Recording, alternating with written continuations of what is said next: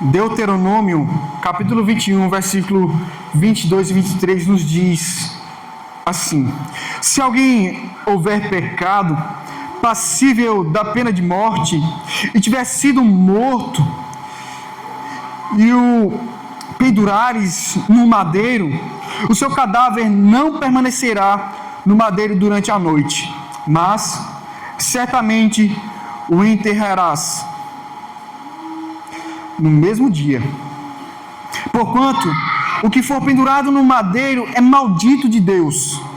Assim não contaminarás a terra que o Senhor teu Deus te dá em herança. Amém. Nós iremos meditar sobre o Evangelho da cruz. Sim, o Evangelho da cruz, o Evangelho do madeiro. Evangelho pelo qual muitos no passado não creram. O Evangelho prometido que foi rejeitado no passado e que muitos hoje não creem também. Não creem, não se rendem a este Evangelho da cruz. Há tantas maneiras como as pessoas enxergam o Evangelho que nós precisamos firmar as nossas convicções de que nós temos um Evangelho. E esse Evangelho, ele é o Evangelho da cruz. O Evangelho do nosso Senhor Jesus Cristo é o Evangelho prometido por Deus e que ele é manifestado através dele, o Filho de Deus pendurado na cruz. Quis Deus, ele quis manifestar uma boa notícia, aquilo que nós chamamos de Evangelho, que é uma boa notícia. Quis Deus manifestar essa boa notícia de salvação de pecadores através do que aconteceria com o seu Filho Jesus Cristo numa cruz. Quis Deus que fosse assim desde os tempos antigos, O texto que eu li para os irmãos é um texto que é profético. É um texto que é profético a respeito do que aconteceria com o Filho de Deus. A cruz foi e é um instrumento de morte, isso é importante entendermos. Onde Jesus fez sua própria oferta de sacrifício. Ou seja, o que muitos pensavam que era uma justiça sendo feita, de uma acusação plausível, ou autêntica, ou coerente, de uma acusação justa, o que parecia para o povo judeu, para os fariseus, e até mesmo para o governo romano, se livrando de Jesus, evitando que sobre eles caísse a culpa de condenação de Jesus, ele entregando as multidões que clamava o derramamento do seu sangue, caia o seu sangue sobre nós e sobre os nossos filhos, era o que o povo dizia, era o que o povo falava. E aquilo que foi uma manifestação de vergonha, de um fracasso, de um suposto Messias, de um suposto Cristo, de um suposto Filho de Deus, de um suposto próprio Deus, de um suposto profeta.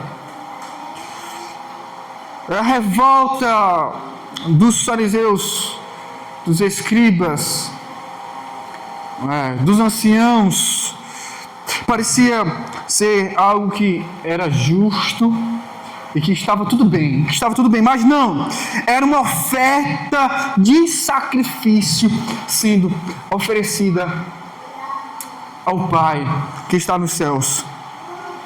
E por meio disso seria a salvação e o ensino para os seus discípulos. Sim, a cruz de Cristo não era somente um instrumento do sacrifício do Filho de Deus para que tivéssemos salvação, mas também é uma forma pedagógica, é uma forma de ensino de Cristo para os seus discípulos. É uma maneira pela qual todos que haveriam de ser salvos, seria a maneira pela qual eles teriam sua maneira de enxergar o mundo, uma maneira de enxergar a própria vida, uma maneira de enxergar as circunstâncias, uma maneira de enxergarmos o que acontece dentro de nós e fora de nós, o que acontece conosco e com o nosso contexto social. O que acontece em cada época, na nossa época. O que acontece, como nós lidamos com nossas vidas. Nós precisamos entender que o Evangelho da Cruz é o direcionamento, é a base. Não é simplesmente a base, é a base sim, mas não é simplesmente a base. É o edifício. É o meio pelo qual nós não somente somos fundamentados, alicerçados, mas é a maneira como nós também nos sustentamos e crescemos.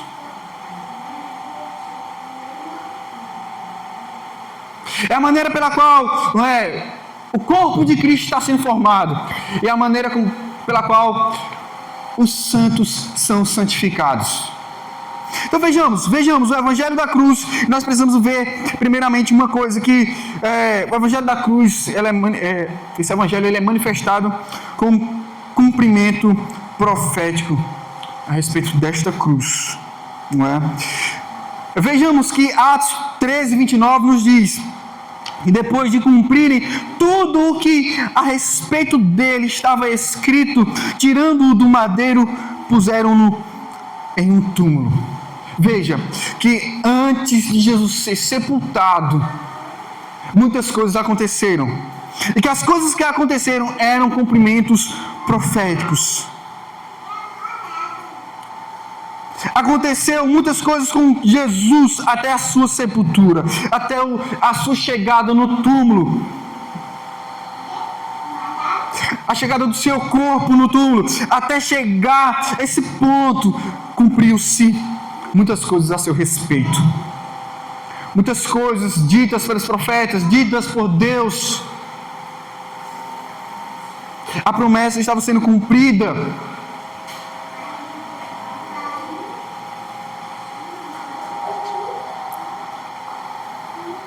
Muitas coisas foi escrito a respeito dele. E essa maneira dele ser morto na cruz estava prescrita por Deus, como nós lemos inicialmente em Deuteronômio capítulo 21, versículo 22 e 23.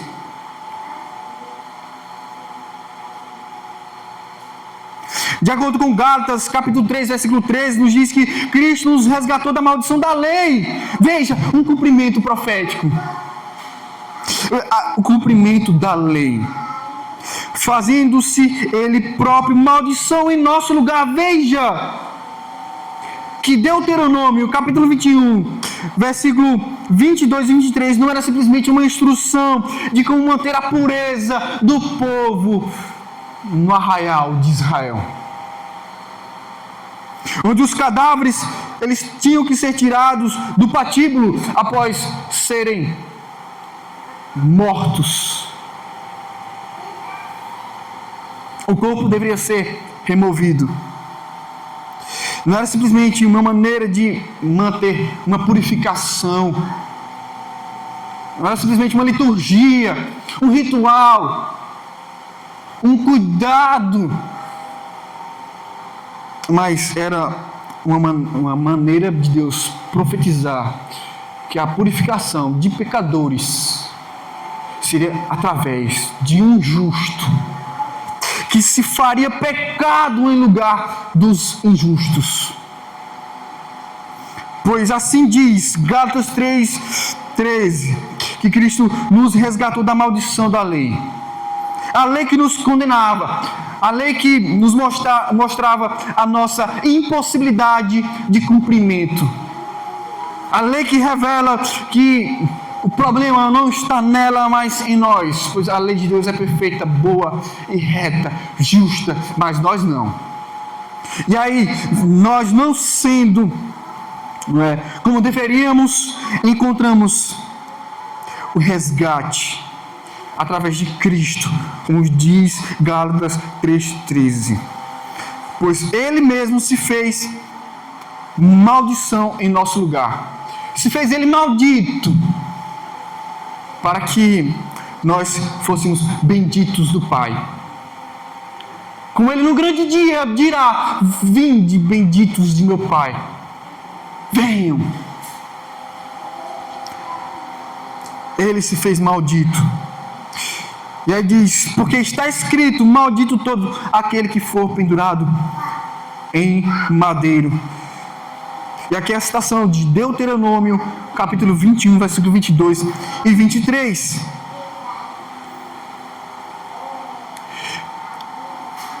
Então vejamos que tinha que ser assim. Quis Deus fazer com que a maneira como o nosso resgate acontecesse fosse através de um sacrifício, e o sacrifício do seu próprio Filho. Ele manifesta o Verbo eterno, a palavra dele, revela-o como seu Filho a nós, manifestam no tempo, na história da humanidade. Ele vem e habita entre nós, cheio de graça e de verdade, para ser Ele maldito em nosso lugar, porque Ele leva sobre si as nossas culpas. Ele estabelece a justiça que nos traz paz, pois sobre Ele estava toda a culpa, toda a punição da lei, todo o castigo da lei. 1 Pedro capítulo 2, versículo 24 nos diz que carregando Ele mesmo em seu corpo sobre o madeiro os nossos pecados, para que nós, mortos para os pecados, vivamos para a justiça. Por suas chagas fosses sarados. É o que está escrito em 1 Pedro capítulo 2, 24. Profundo, não? Isso aqui realmente é muito profundo para nós. Essas são as maravilhas do Evangelho da cruz, do qual nós não podemos perder. Nós não podemos esquecer. Nós não podemos nos desviar deste Evangelho para um outro Evangelho. Nós temos este Evangelho de resgate, de cumprimento profético, de oferta, de sacrifício, de uma punição em um justo que se faz maldito por nós. E essa é a beleza do Evangelho. É aquele que tinha todo o direito a abrir mão.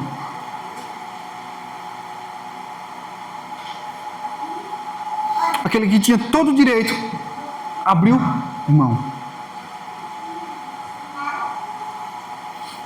Isso aqui serve para nós, irmãos. Isso aqui é o princípio do Evangelho. Que nós recebemos de Deus graça sobre graça, a definimos como favor imerecido. Quem éramos nós? Se bem que nós lembramos de onde Ele nos tirou, como Ele nos resgatou e o que Ele está fazendo em nós.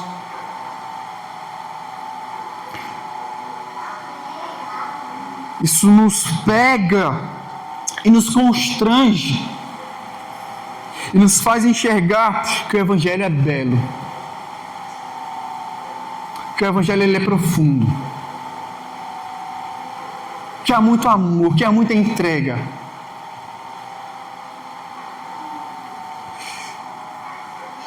Para que nós, mortos para o pecado, mortos para o pecado, não é? Porque Ele morreu pelos nossos pecados, nós já não mais vivemos para os nossos pecados, nós morremos para os pecados, e agora vivamos para a justiça. Justiça essa mediante este sacrifício. Porque pelas suas chagas nós fomos sarados. Então veja que há um cumprimento profético da cruz. Vejamos também a incredulidade da cruz. Vejamos também a incredulidade da cruz.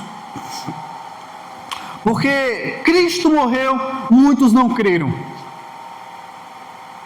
Porque muitos depositaram uma confiança, uma esperança, né? Uma perspectiva, talvez, uma expectativa, talvez, em um Messias que não seria um sacrifício. Muitos viram, né, Jesus pendurado na cruz e aquilo era uma derrota. E aquilo era uma ruína. E aquilo era a pior desgraça. Aquilo era a pior vergonha de alguém que era visto popularmente como o Messias. Que era visto como quem tinha autoridade.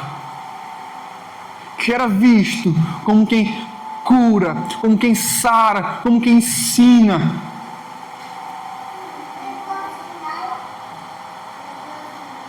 Como quem era profeta.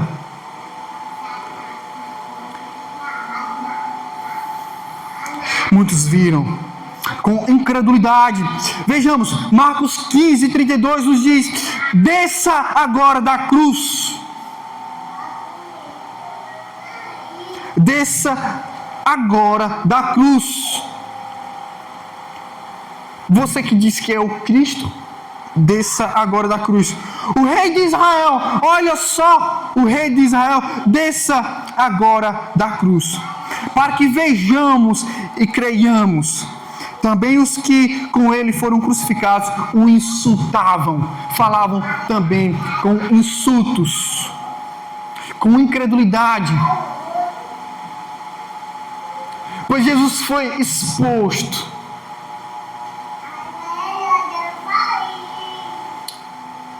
E ele não fez caso da vergonha que muitos viam, contemplavam. E muitos puderam passar. E muitos puderam baixar a cabeça. Como quem via a ruína, a derrota. Um caso perdido. Então havia muita incredulidade nos dias de Jesus.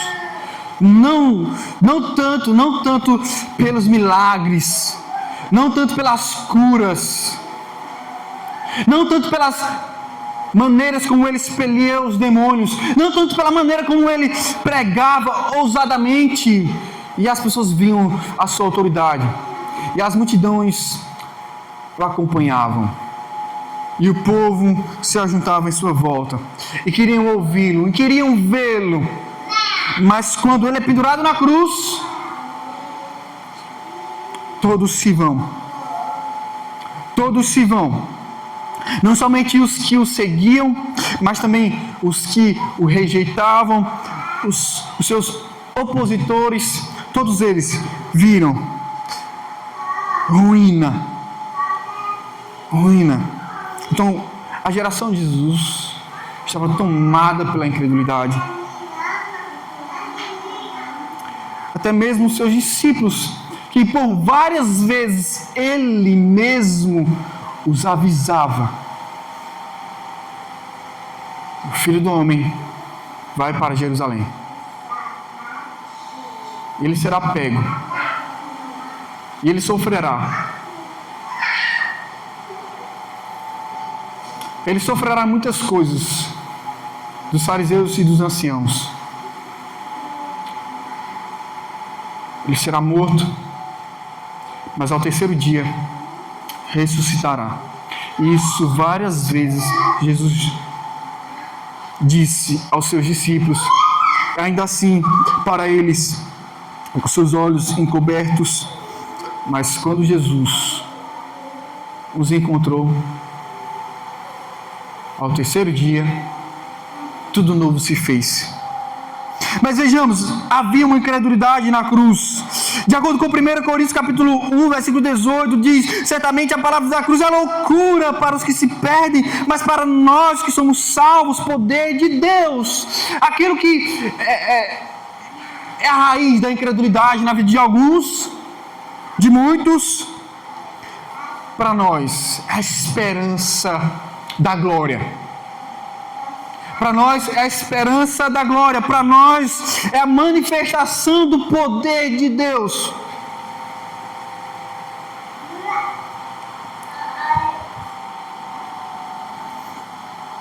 Porque a palavra da cruz é o Filho de Deus, Jesus, o Cristo, foi crucificado, morto, sepultado e ressuscitou ao terceiro dia. E todo aquele que nele crê, será salvo. E que escândalo! E que loucura é esta? Porque a sabedoria dos homens é loucura para Deus. Então vejamos que houve e ainda há nos nossos dias a incredulidade da cruz. Como se houvesse necessidade de haver acréscimos. Como se houvesse necessidade de algo a mais. Como se houvesse necessidade de um meio facilitador. Não. Somente a cruz. Este evangelho da cruz. Ele é suficiente para que haja salvação, novo nascimento. E haja manifestação de novas criaturas. Porque esta mensagem é o poder de Deus. É o poder de Deus.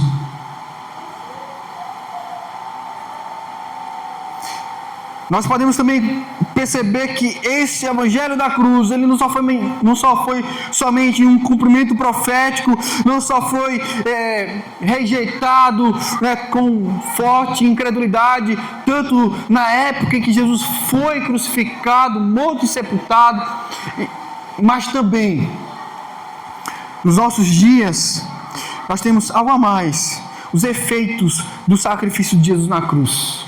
Os efeitos ecoam, reverberam, ressoam em geração após geração. Nos nossos dias e nos dias vindouros, no passado e até agora, o Evangelho ecoa. E ecoa em nossos corações. E ecoará em outros corações, certamente. Os efeitos da cruz de Cristo nós podemos ver claramente e profundamente lá em Colossenses. Colossenses capítulo 1, versículo 20, nos diz que, havendo feito a paz pelo sangue da cruz, por meio dele, reconciliar-se consigo mesmo todas as coisas, quer sobre a terra, quer nos céus. Esses são os efeitos da cruz de Cristo, uma reconciliação. É uma oferta oferecida para Deus e aceita. E assim, por meio do seu sangue derramado, há uma satisfação da lei. E assim, temos nós paz com Deus. Paz com Deus. Veja os efeitos da cruz de Cristo, a nossa fé, a confiança, a esperança que temos no que Cristo sofreu por nós, nos traz paz com Deus. Deixamos de ser inimigos de Deus. E que terrível é ser inimigo de Deus, porque é uma derrota certa. Mas nós, porque cremos, somos reconciliados com Deus, e reconciliados com Ele mesmo.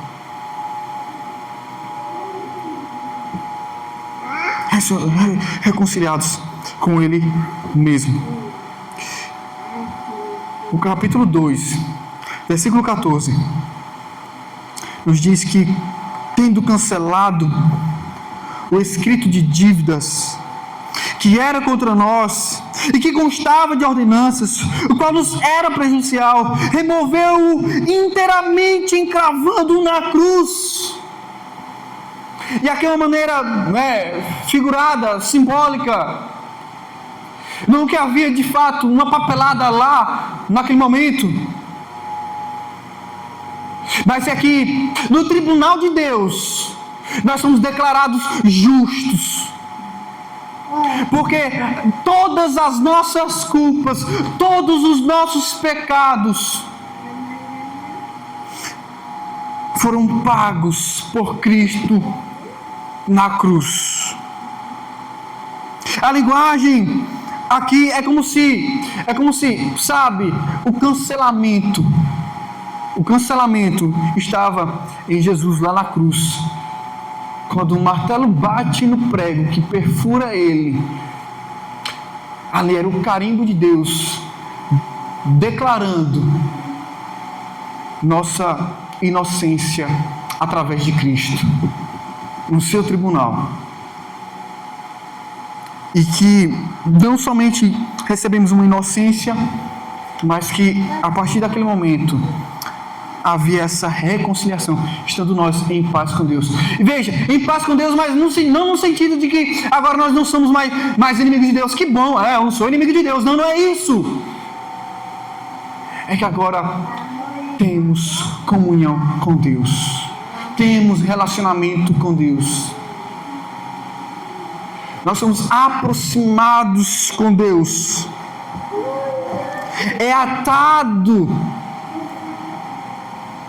os laços com Deus através de uma nova aliança no sangue de Cristo, no seu sacrifício no madeiro, na cruz. E ainda mais ainda no capítulo 2, versículo 15 diz: despojando os principados e as potestades, todo domínio, quer nos céus, quer na terra, os poderes.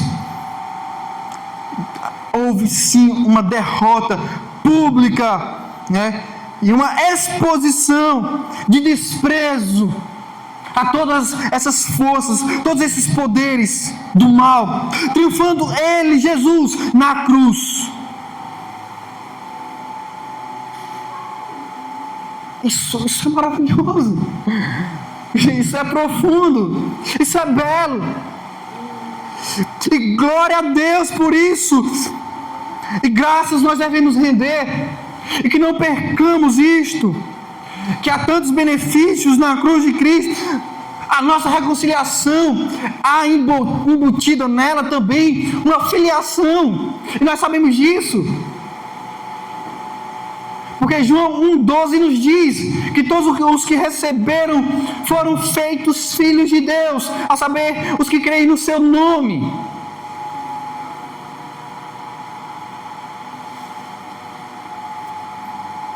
Vejamos, preste atenção nisso, porque o Evangelho da cruz é a nossa vida.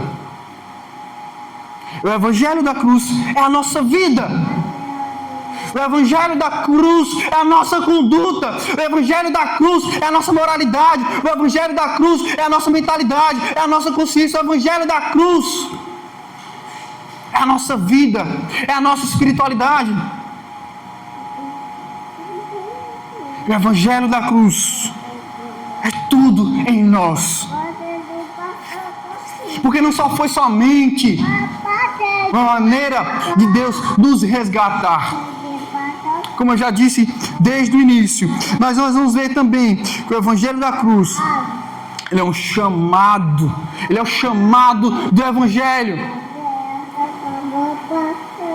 A cruz é o chamado do Evangelho, é o chamado, e Deus nos chama através dessa notícia de que nós pecadores somos salvos, libertados da escravidão, do pecado, das amarras do diabo, para assim vivermos em novidade de vida.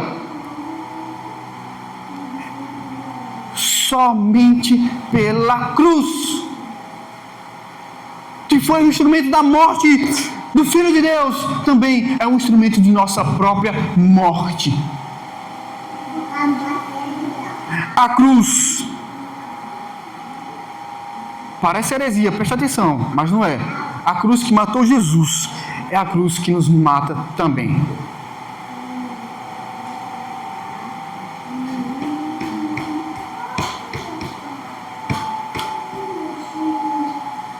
É a cruz que nos mata também. Morremos para nós mesmos, para que vivamos em novidade de vida.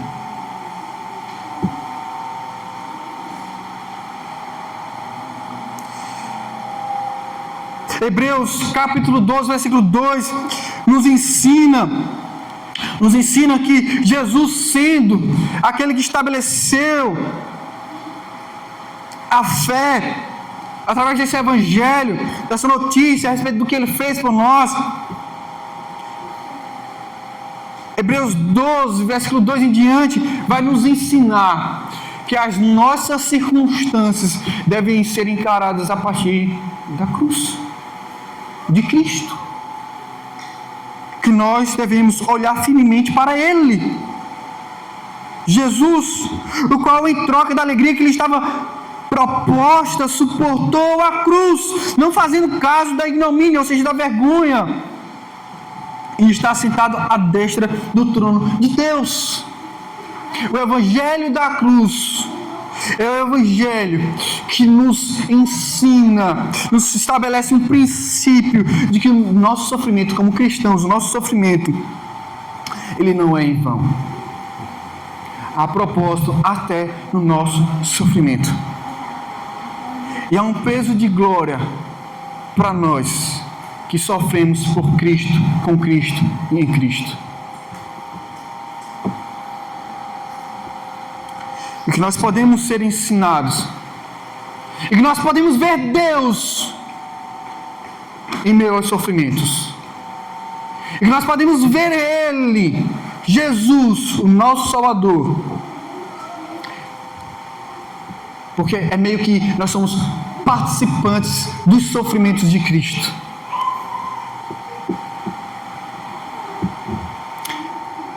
Gálatas capítulo 6, versículo 14, ainda vai nos mostrar que esse chamado do Evangelho da Cruz, ele nos orienta.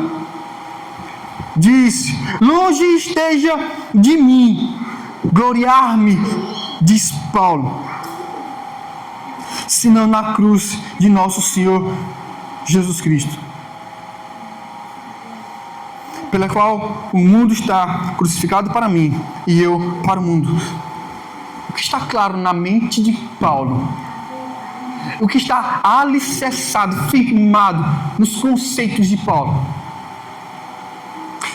é que não tem nada no mundo que venha a ser motivo, razão de glória para Ele, de honra para Ele, a não ser a morte e a ressurreição de Jesus Cristo. Paulo, o que tem de errado com você, Paulo? Não há nada de errado. Só há um certo em mim, é que Cristo morreu e ressuscitou ao terceiro dia, e que essa cruz que o matou me mata e me crucifica para o mundo. Para o mundo.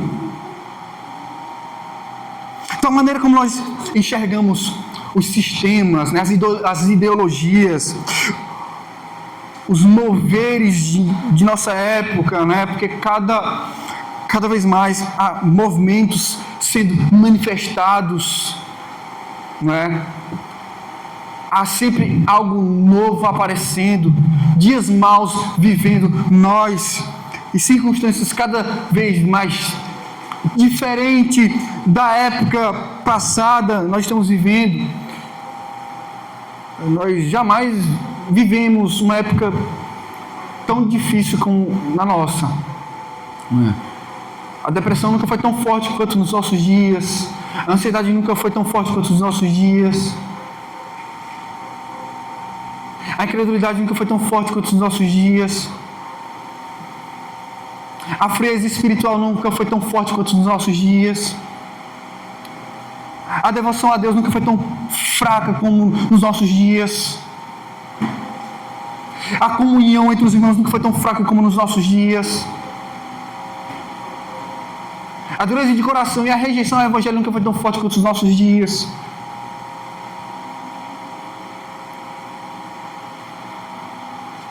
Mas uma coisa sabemos, que nós, alcançados pela graça de Deus, nós temos princípios inegociáveis. É que a cruz, ela nos mata por dentro. De maneira que há um velho homem sendo mortificado em nós, do qual nós não podemos dar brecha para que ele seja levantado.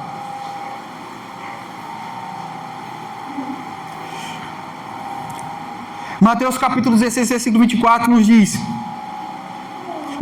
Jesus a seus discípulos, e é mesmo que ele estivesse dizendo a nós: se alguém quer vir após mim, a si mesmo se negue, tome a sua cruz e siga-me.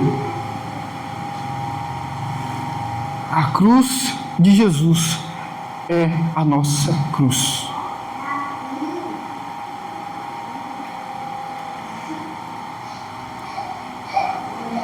Com isso, eu não quero dizer que nós deveríamos ser assassinados como ele foi assassinado. Que nós devemos ser mortos como ele morreu. Mas isso aqui é a instrução, é a pedagogia do Senhor Jesus, é o ensino, é o princípio pelo qual nós somos formados em nossa consciência, em nossa mentalidade de vida, de discipulado.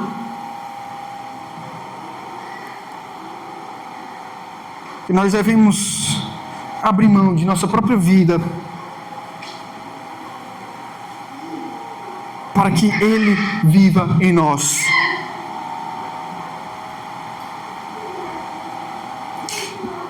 O que significa vir após mim? Não é? Se alguém quer vir após mim, o que significa assim, ir após Ele? Você quer me seguir? Quer me seguir? Quer ser meu discípulo? Quer me acompanhar? Há um caminho de morte. Há um caminho de sacrifício. Há um caminho de renúncia. Há um caminho de entrega.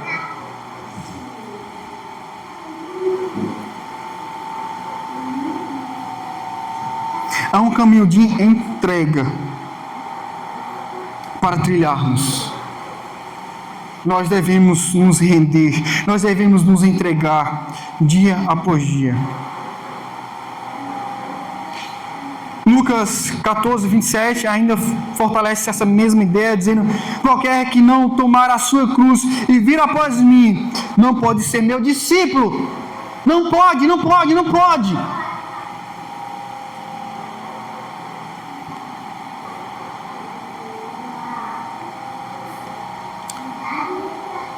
Há uma autonegação em nós. Há uma cruz para nós. Há uma cruz para cada discípulo de Jesus. Porque esse é o Evangelho da cruz. Esse é o Evangelho da cruz. E o que isso nos ensina? Como isso molda a nossa vida? Da seguinte maneira, vejamos Romanos 12, versículo 1 ao 2.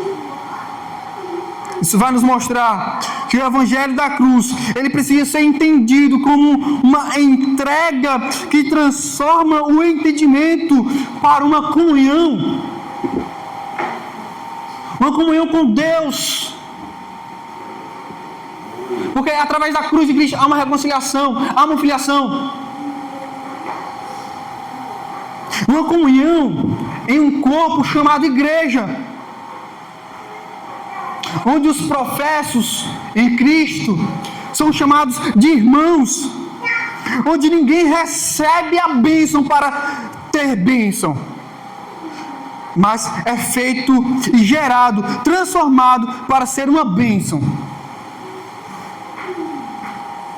Nós não cremos para sermos abençoados.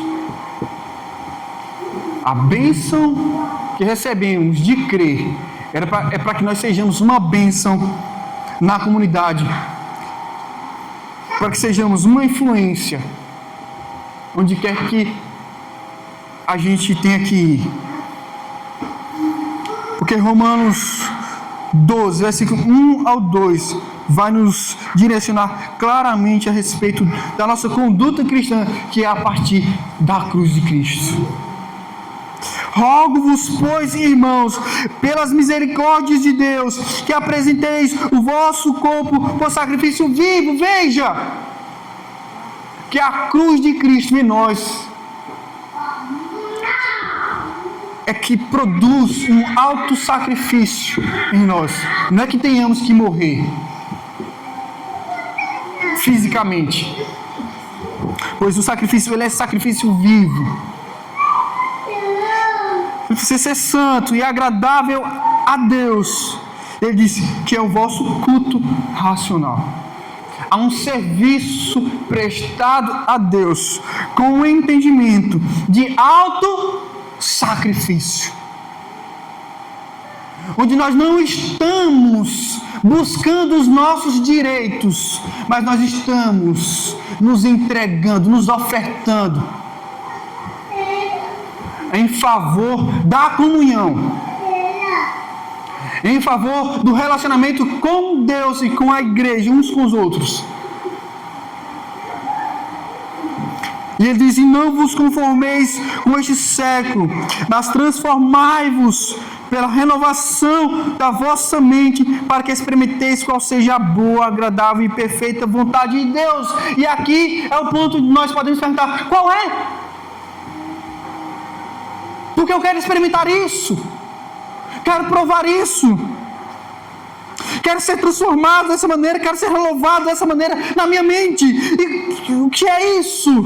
Onde está isso? Como experimentar a boa, agradável e perfeita vontade de Deus? Pronto, pega aí o restante do capítulo 12 e você verá. Amor não fingido, paciência com os mais fracos na fé, relacionamento, comunhão. O Evangelho da cruz, ele vai nos despir de nós mesmos. Porque o Evangelho da cruz, ele nos conduz numa via de alto sacrifício.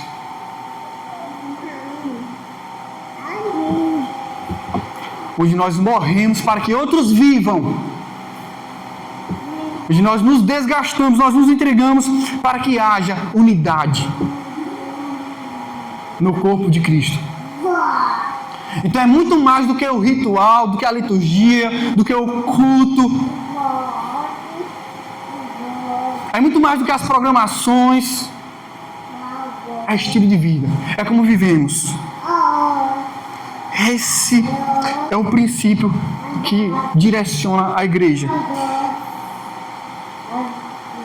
Que Deus nos abençoe, que Deus nos guarde, que Deus derrame sua graça no nosso meio, com esse entendimento, em nome de Jesus. Amém? Vamos orar. Senhor Deus, querido Pai, eu te agradeço pela tua palavra, pelo direcionamento, pela progressão da tua revelação, em nos prometer um Salvador e as coisas acontecerem como aconteceu. Sermos salvos da maneira pela qual fomos. Nos ensinar pela mesma maneira em que nós somos resgatados, perdoados, reconciliados e chamados teus filhos. Este Evangelho, ele é genuíno, ele é puro, inegociável. Não há nada igual a isso. As religiões do mundo são resumidas em obras de homens. em faça isso para alcançar aquilo. Mas no Evangelho da Cruz, nós não temos nada para oferecer. Nós nos entregamos e continuamos a nos entregar. Por amor a Ti, por amor ao nosso próximo. Sejamos nós, Senhor Deus, uma bênção na comunidade e onde quer que a gente tenha que ir. Sejamos conscientes. Renova, Senhor, renova o nosso entendimento, Senhor. Transforma a nossa mentalidade, Senhor. Nos traz a nossa consciência, Senhor. As influências da cruz de Cristo. Em nome de Jesus. Trabalhe em nós, Espírito Santo. Espírito da verdade. Pois o Evangelho da Cruz é a verdade nossa e de nossa vida. Nos abençoa, Pai, para sermos uma bênção. Não para sermos abençoados, mas para que nós sejamos. Pois o Evangelho não é para que nós venhamos alcançar algo, mas é para que nós sejamos um alguém que manifeste, Senhor Deus, as marcas de Cristo em nossa vida. Em nome de Jesus. Amém. Amém.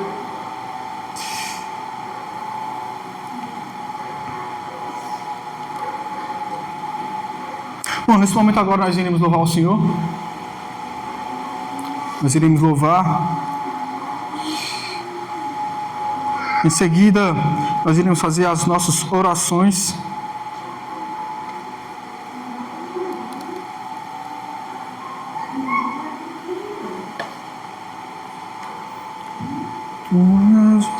Deus, que